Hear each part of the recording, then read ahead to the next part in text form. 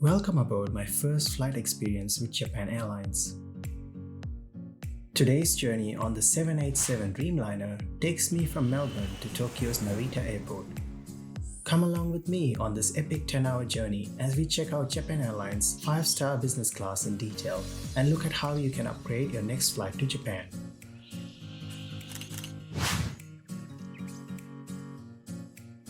Hey guys, as you can see, I'm here at Melbourne Airport ready to take a series of Japan Airlines flights. I haven't flown Japan Airlines before. I've tried many times and failed to do it. So I'm quite excited to see what they're like. So let's find out together. Japan Airlines has a very patchy schedule to Melbourne, operating only 3 flights a week.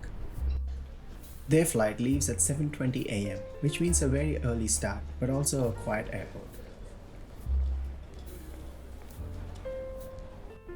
Naturally, at this time of the day, the check-in process was rather smooth and there were priority check-in lines, even though I didn't need to use them.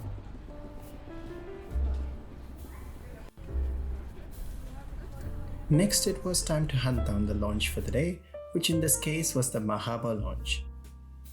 So for some reason, JAL also sends you to the Mahaba lounge and not the Qantas business lounge. Interesting. In case you didn't know, Mahaba is part of the IATA and is actually owned by the Emirates Group.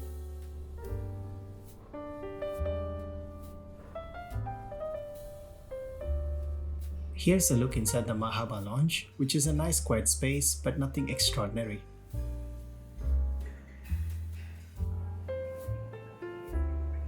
It's better than the Qantas lounge in one way, however, that it has tarmac views.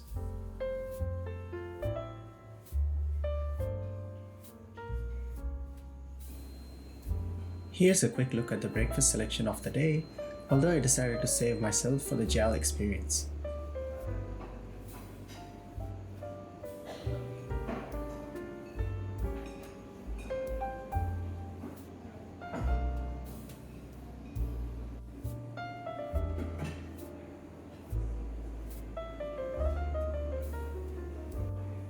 And this is the self-serve drink section located in the lounge.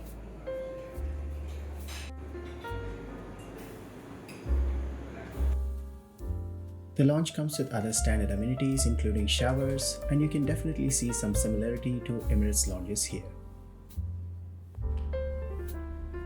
With 10 minutes left for boarding, I decided to head to my gate where the JAL 787 Dreamliner was ready and waiting for us.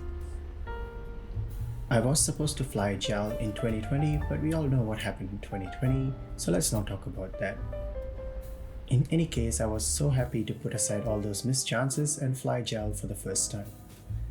At 5 minutes left for boarding, I was so shocked by the calm and lack of commotion at the gate, a sign of Japanese efficiency, I guess.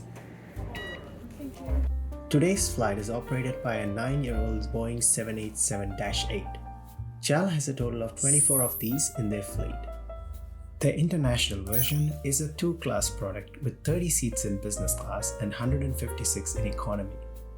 In business, the seats are in a 2 across 2 across 2 layout, but everyone still has aisle access. I went for seat 8A in the smaller back section. Ohio.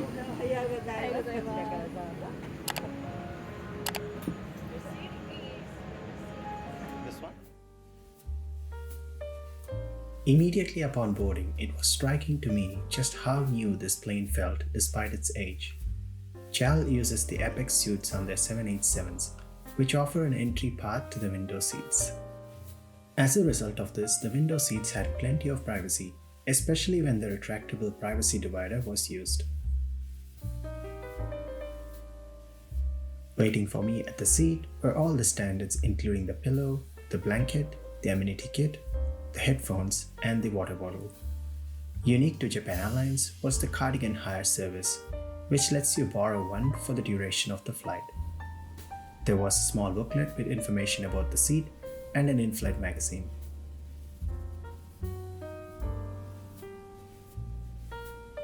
To the side were the touchscreen controls for the TV, as well as the AC and USB power sockets. And right next to this was the adjustable seat controls. And round the back there was some extra storage, along with a reading light. And behind the seat there was some more additional storage. Japanese airlines are known for their punctuality, and despite starting the boarding 5 minutes late, we were taxiing out at our scheduled departure time. So here is the takeoff roll out of Melbourne Airport on a calm Monday morning.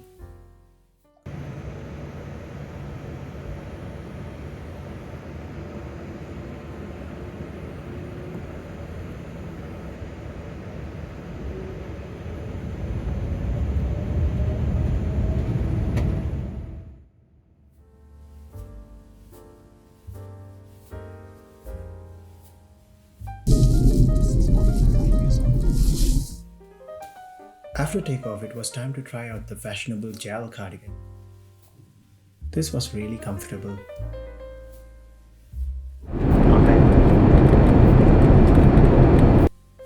Prior to the main meal service, a beverage was offered, and I went for the orange juice as I sat back and checked out the entertainment system.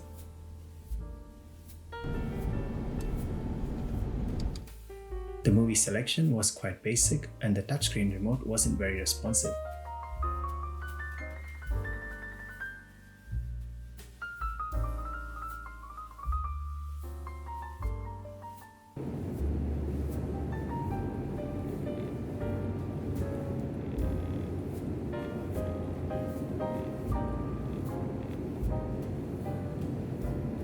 Nevertheless, it was time for the best part of this flight, which was the lunch service.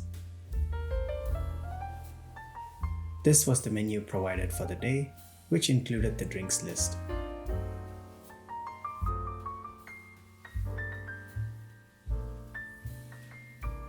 After a quick peek through the extensive list, I went for the JAL Original, which is a super refreshing peach and grape juice mix.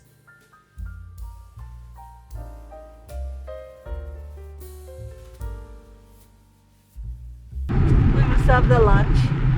Which one do you like, Japanese style or Western style? Japanese. Japanese. JAL offers both a Japanese and a Western option, and if you can, I recommend going for the Japanese option here.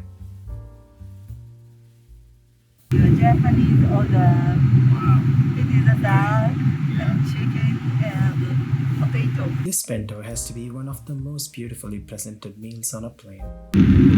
Wow, this is so colorful, beautifully arranged, just like what it said in the menu. So here we have the cutlery and a little chopstick holder. This is almost top restaurant style catering from JAL, and all the items in the bento were really tasty and high quality.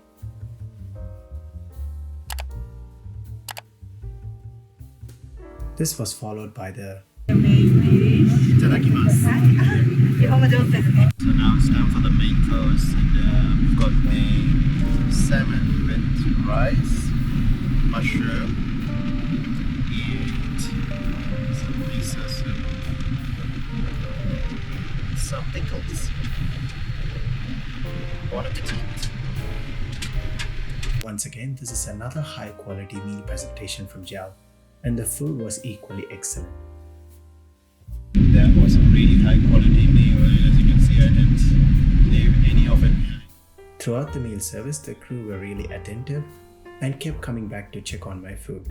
They were also very patient in explaining to me about the various items in the menu. Just a quick note that the tray table can be swiveled out of the way, which makes it easy to get in and out of the seat even during the meal service. And then I can change the camera.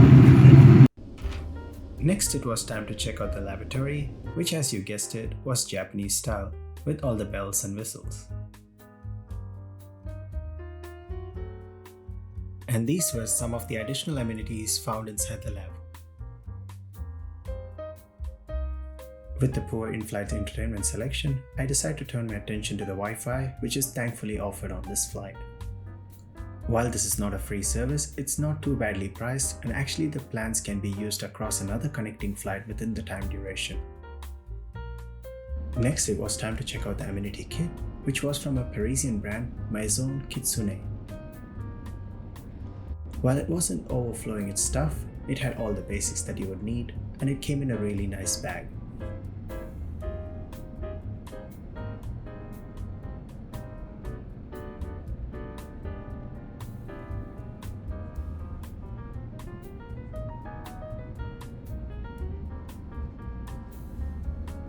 With 8 hours of the flight still to go, I decided to catch some sleep. This is how the seat can be turned into a live flight bed. A mattress topper is provided, which is quite comfortable.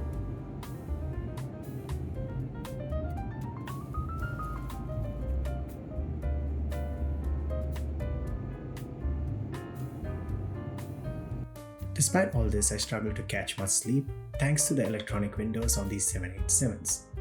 They don't fully dim, and it's really noticeable on a day flight like this. So make sure you carry an eye mask, which thankfully was part of the amenity kit.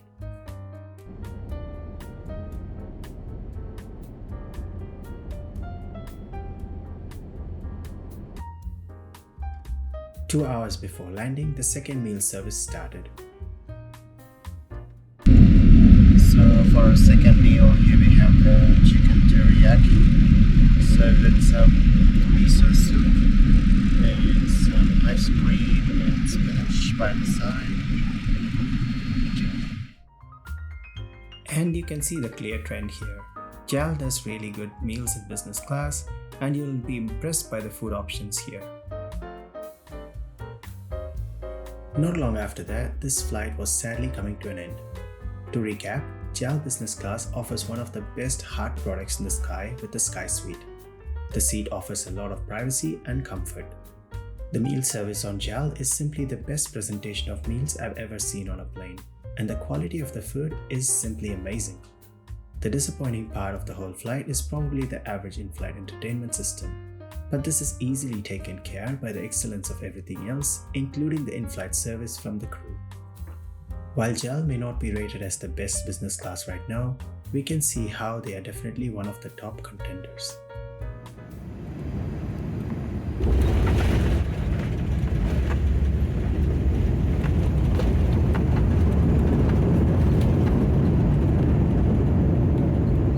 The crew would like to thank you for flying with Japan Airlines, member of the onboard alliance. 日プラスのお客様からご指定いたします。後半のお客様、ごブレーキとお待ちください。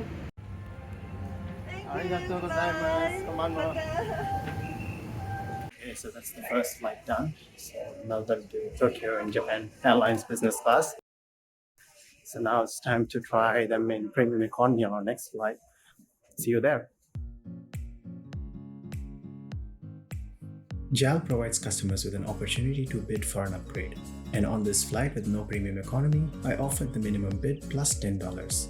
This was enough for my upgrade to business class to come through one day before my flight. Thank you so much for watching this video, and I hope you found it useful.